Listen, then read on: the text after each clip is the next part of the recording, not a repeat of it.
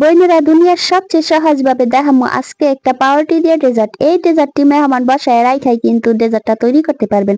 একেবারে মুখে দিলে এই গলিয়া জায়গায় এমন একটা ডেজার্ট যাকে খাওয়াইবেন সে বারবার আপনার বাসায় বেড়াইতে ইতে যাবে, নানা রকমের বাহানা খুঁজবে বেড়ানোর জন্য।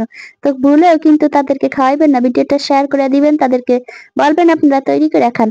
তো এই যে দেখেন তার জন্য লাগবে এখানে পাউরুটি। এখানে আমি 6 পিস পাউরুটি নিয়েছি, আপনারা আপনাদের সদস্য অনুযায়ী নিয়ে নেবেন। তো এখন এই পাউরুটির সাইড গুলি আমি একটু কুচির করে এই যে লাল অংশগুলি এগুলি ফালাই লমু। এগুলি কিন্তু একবারে ফালাই দিব না, এগুলি কিন্তু আমি অনেক কাজে লাগামু। তো এই যে দেখেন এগুলি এখন এই যে সাইড গুলি ফালাই রাখা পাউরুটি গুলি একটা প্লেটে রাখছি। এখন এইটাকে একটু রুটি বেলার পিড়িতে নিয়ে একটু এইভাবে বেলাবেলি ঘষাঘষি করে নেবো। বাবারে বাবা, অফ ক্যামেরায় করে নিলাম এইভাবে। অন ক্যামেরায় দেখা যায় দেখতে পুরা মানুষের দাঁতের মতো লড়ে, এদিকে যায় ওদিকে যায়। তো করতে একটু অসুবিধা হইলো, তো এই লেগে অফ ক্যামেরায় সবগুলি রুটিকে আমি বেলে লইছি। বেলে নিলে কি হবে, এই ডেজার্টটা বানাতে খুব সুবিধা হয়। তো এখন এইটার ভিতরে একটি পুর তৈরি করব, সেই জন্য মিষ্টান্ন বা ক্ষীর। এই ক্ষীরটা বানানোর লেগে এখানে 1 মগ পানি দিয়ে দিছি, তারপরে 3 টেবিল চামচ দিয়ে দিলাম গুঁড়া দুধ। আপনাদের কাছে যদি তরল দুধ থাকে সেটা দিয়ে দিবেন। তারপরে একটু সুন্দর মজা করার লেগে একটু ঘি দিয়ে দিলাম। তারপরে দিয়ে দিলাম 1 চামচ কর্নফ্লাওয়ার। তারপরে দিয়ে দিলাম 1 চা চামচ ময়দা বা আটা। একেবারে সহজ করে দেখাম, বলছি না দুনিয়ার সহজ ভাবে নাস্তা। আপনার হাতের কাছে যা থাকবো সেটাই দিয়ে তৈরি করতে পারবেন। এখানে আমার কাছে ভাই তরল দুধ নাই, তা আমি গুঁড়া দুধ দিয়ে বানাই নিলাম। খাইতে মন চাইছে এখন কি আর খাইতে তো হইবেই, তো হেলিগে বানায় ফেলাইলাম। তারপরে সামান্য একটু লবণ দিয়ে দিলাম, লবণ দিয়ে দিলে মিষ্টির টেক্সচার একটু ভালো হয়। তারপরে চুলাটা ধরায় দিয়ে এভাবে লাড়ে চেড়ে গোটায় পাটায় সুন্দর করে ঘন করে নামায় ফেলাইবেন।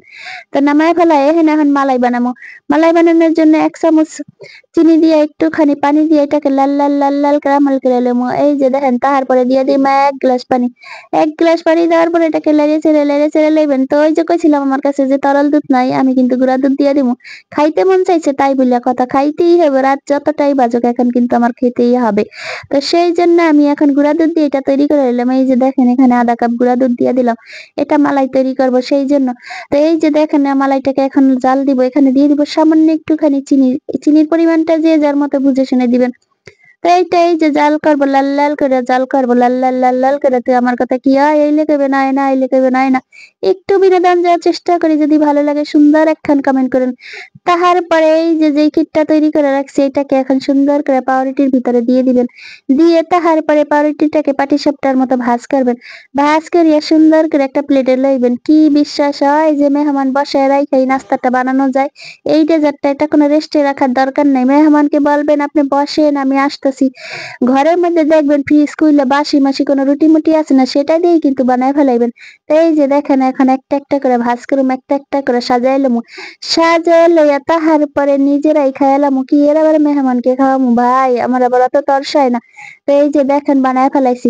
এখন ওই যে বানায় রাখছিলাম মালাই, এই যে দেখেন কত সুন্দর মালাই হয়েছে, বিশ্বাস হয়? এই যে দেখেন মালাইটা কিন্তু বানায় লিছি। তাই আপনারা যে যত স্পেশাল করে খাইতে চান সে ততই স্পেশাল করে বানায় লইবেন। তো এই যে মালাইটা উপরে দিয়ে দিবেন সুন্দর করে, দিয়ে তাহার পরে এখন উপরে একটু সুন্দর করে ডেকোরেশন করে নিলাম। এটা সম্পূর্ণই অপশনাল, আপনার করে দেখানোর লেগে ডেকোরেশন করছি ক্যামেরাতে। আর আপনারা যখন খাইবেন তখন কিন্তু ডেকোরেশন না করলেও চলবে। তো উপরে চেরি আর ড্রাই ফ্রুট দিয়ে সুন্দর করে ডেকোরেশন করে এই যে আমার নাস্তা রেডি। আমার দুনিয়ার সবচেয়ে সহজ রেসিপি। কি বোনেরা কি কারণ এর থেকে সহজ আর কোনো ডেজার্ট আছে?